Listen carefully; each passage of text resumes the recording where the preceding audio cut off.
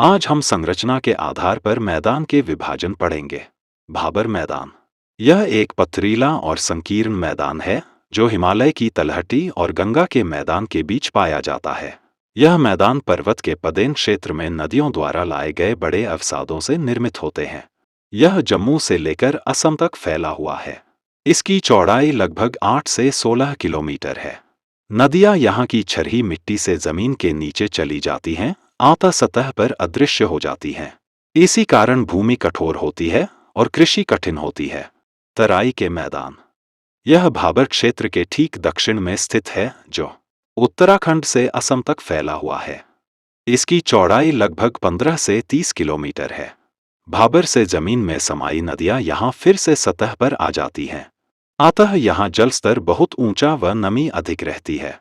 दलदली व जलोढ़ मिट्टी होने के कारण ये अत्यंत उपजाऊ क्षेत्र है, जहाँ चावल, गन्ना, गेहूं आदि की खेती व घने जंगल और घास के मैदान पाए जाते हैं।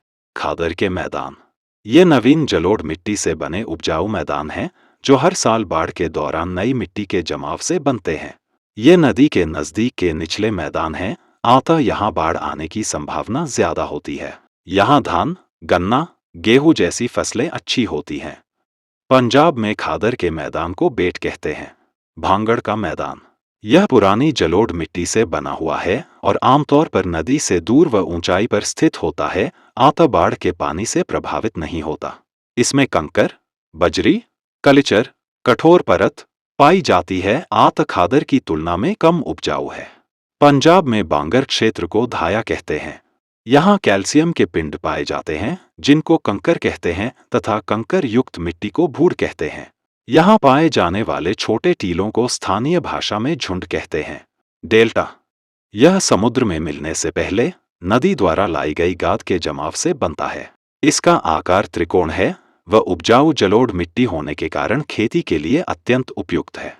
यह शांत समुद्री तट पर बनता है व यहाँ नदी की कई शाखाएं बनती हैं।